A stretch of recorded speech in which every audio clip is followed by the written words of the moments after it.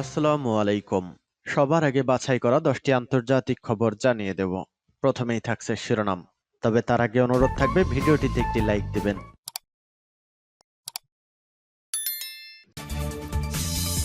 জানিয়ে দিব হাতে থাকা সর্বশেষ আপডেট আন্তর্জাতিক সংবাদ। প্রথমেই সংবাদ শিরোনাম, সিরিয়া নিয়ে মুখোমুখি 6 দেশ। এরপর জানিয়ে দিব 5টি মার্কিন জাহাজে ইয়েমেনিদের হামলা, সিরিয়ায় ইসরায়েলের ভারী বোমাবর্ষণ অব্যাহত। এদিকে ভারতে বন্দুকযুদ্ধে 7 মাওবাদী নিহত। এরপর জানিয়ে দিব ইসরায়েল সিরিয়ায় শান্তির সম্ভাবনা নষ্ট করছে, অভিযোগ তুলল তুরস্ক। আরও জানিয়ে দিব মংডু শহর পুরোপুরি নিয়ন্ত্রণে নেওয়ার দাবি আরাকান আর্মির। সর্বশেষ জানিয়ে দিব তালেবান মন্ত্রীকে হত্যা করেছে আইএস, দায় স্বীকার। এতক্ষণ শুনছিলেন সংবাদ শিরোনাম, এবারে বিস্তারিত। তবে অনুরোধ থাকবে ভিডিওটিতে একটি লাইক করবেন এবং কমেন্ট করে জানিয়ে দিবেন কোন জেলা থেকে আপনি আমাদের এই ভিডিওটি দেখছেন। সিরিয়া নিয়ে মুখোমুখি 6 দেশ। সিরিয়ার সঙ্গে সীমান্তবর্তী আধা সামরিক এলাকা দখল করে নিয়েছে ইসরায়েল। বাশার আল আসাদের ক্ষমতাচ্যুতির পর সুযোগ বুঝে ইসরায়েল এমন কাণ্ড ঘটিয়েছে। তবে ইসরায়েলের এমন পদক্ষেপে ক্ষোভ প্রকাশ করেছে কয়েকটি মুসলিম দেশ। এ নিয়ে তারা কড়া ভাষায়ও কথা বলেছে। তবে ইসরায়েলের সমর্থনে এগিয়ে এসেছে তার পশ্চিমা মিত্র কয়েকটি দেশ। অনেকদিন ধরেই গোলান মালভূমির ওপর নজর ছিল ইসরায়েলের, কিন্তু ইরানের অন্যতম মিত্র বাশার আল আসাদ ক্ষমতায় থাকায় এতদিন ইসরায়েলের সেই স্বপ্ন পূরণ হয়নি। কিন্তু বাশার আল আসাদের পলায়নের পর শিকারীর মতো ছো মেরে গোলান মালভূমির বাফার জোন দখলে নিয়েছে তেল আবিব।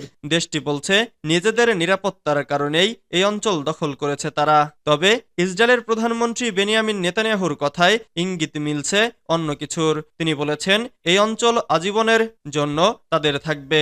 স্পর্শকাতর ওই অঞ্চল নিয়ে এবার মুখোমুখি হয়েছে বিশ্বের 6টি দেশ। সিরিয়ার অঞ্চল দখল করে নেওয়ায় তীব্র নিন্দা জানিয়েছে কাতার, তুরস্ক ও মিশর। তবে যুক্তরাষ্ট্র ও যুক্তরাজ্যের মতো মিত্র দেশকে পাশে পাচ্ছে ইসরায়েল। 5টি মার্কিন জাহাজে ইয়েমেনিদের হামলা, সিরিয়ায় ইসরায়েলের ভারী বোমাবর্ষণ অব্যাহত।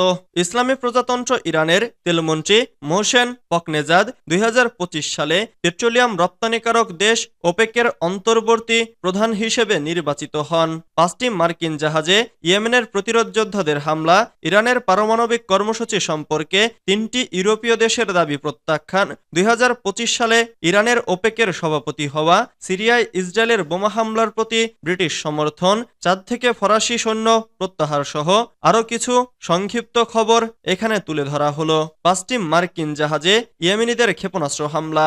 আল আলমের প্রতিবেদনে বলা হয়েছে ইয়েমেনের সশস্ত্র বাহিনীর মুখপাত্র ইয়াহিয়া আল শারি মঙ্গলবার রাতে ঘোষণা করেছেন যে দেশটির সশস্ত্র বাহিনী 5টি মার্কিন জাহাজে ক্ষেপণাস্ত্র হামলা চালিয়েছে।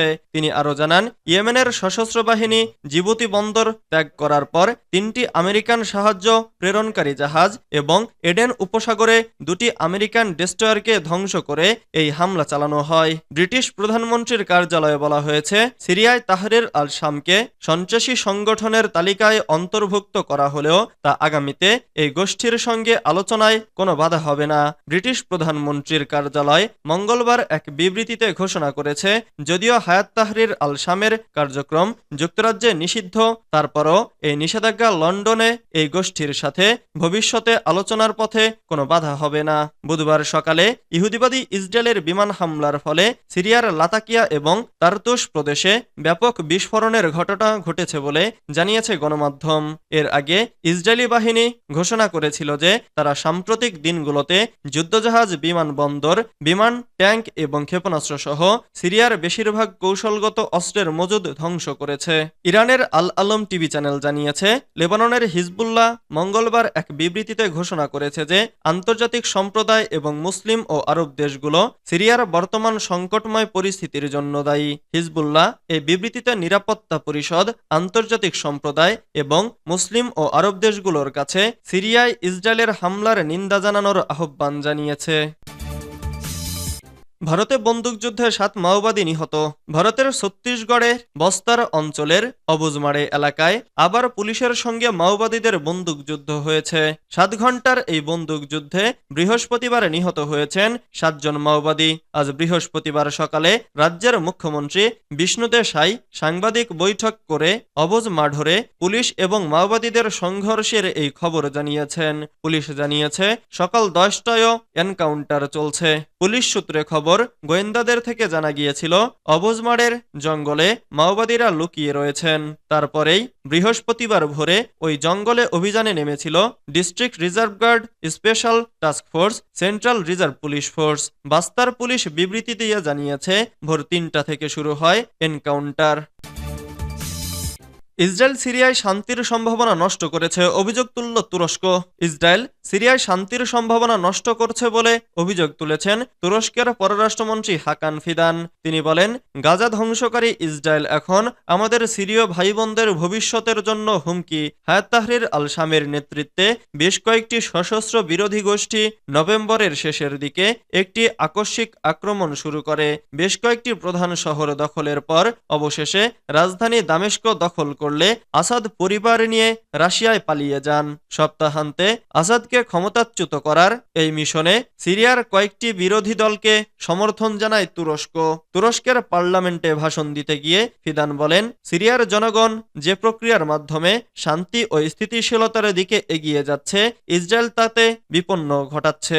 গাজা ধ্বংসকারী ইসরায়েল এখন আমাদের সিরীয় ভাই বোনদের ভবিষ্যতের জন্য হুমকি। তুর্কি পররাষ্ট্রমন্ত্রী বলেন, সিরিয়ার জাতীয় ঐক্য, স্থিতিশীলতা, সার্বভৌমত্ব, আঞ্চলিক অখণ্ডতা ও সমৃদ্ধিকে আমরা অত্যন্ত গুরুত্ব দেই। এসব লক্ষ্য অর্জনে আঙ্কারা সব আঞ্চলিক ও বৈশ্বিক সংশ্লিষ্টদের সঙ্গে কাজ করবে।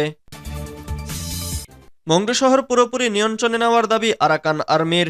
এবার বাংলাদেশের সীমান্তবর্তী মিয়ানমারের মংডু শহর নিয়ন্ত্রণে নেওয়ার দাবি করেছে দেশটির সশস্ত্র বিদ্রোহী গোষ্ঠী আরাকান আর্মি। বুধবার আরাকান আর্মি মংডুর সর্বশেষ ঘাঁটি নিয়ন্ত্রণে নেওয়ার পাশাপাশি কুখ্যাত জান্তা জেনারেল থুরেন তুন সহ হাজারো মিয়ানমার সেনাকে আটক করেছে। তারা রবিবার রাখাইন রাজ্যে অভিযানের সময় বাংলাদেশ সীমান্ত মংডু শহর থেকে তাদের আটক করা হয়। 2023 সালের নভেম্বরে রাখাইন রাজ্যে নিরাপত্তা বাহিনীর সদস্যদের ওপর আক্রমণ চালায় আরাকান আর্মি।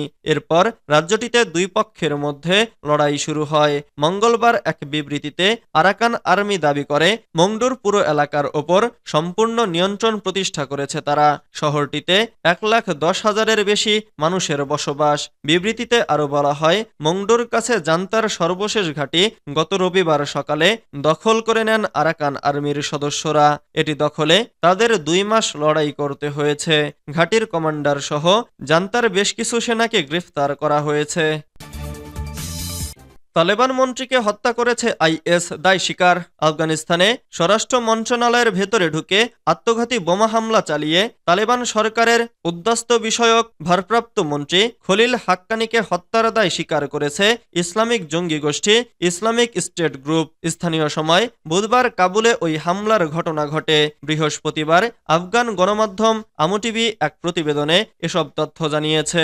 প্রতিবেদন বলছে, 2021 সালে আফগানিস্তানে তালেবানের ক্ষমতায় ফিরে আসার পর থেকে এবারই প্রথম এমন শীর্ষ পর্যায়ের কোনো নেতা নিহত হলেন। স্বরাষ্ট্র মন্ত্রণালয় সূত্র জানিয়েছে, হাক্কানি তার কার্যালয় থেকে বের হওয়ার সময় বিস্ফোরণে নিহত হন। এ সময় আরও 6 জন নিহত হন। খলিল হাক্কানি তালেবানের একটি শক্তিশালী গোষ্ঠীর একজন শীর্ষ সদস্য ছিলেন, যাকে বলা হয় হাক্কানি নেটওয়ার্ক। যুক্তরাষ্ট্র তাকে বিশ্বব্যাপী সন্ত্রাসী হিসেবে পরিচিত করে। মার্কিন পররাষ্ট্র দপ্তরের তথ্য অনুসারে আফগানিস্তানে বিদেশি সেনাদের সঙ্গে তালেবানের 20 বছর ধরে চলা যুদ্ধে বড় বড় হামলাগুলোর জন্য দায়ী ছিল হাক্কানি নেটওয়ার্ক। জঙ্গি গোষ্ঠী ইসলামিক স্টেট গ্রুপ খলিল হাক্কানিকে হত্যার ঘটনায় দায় স্বীকার করেছে।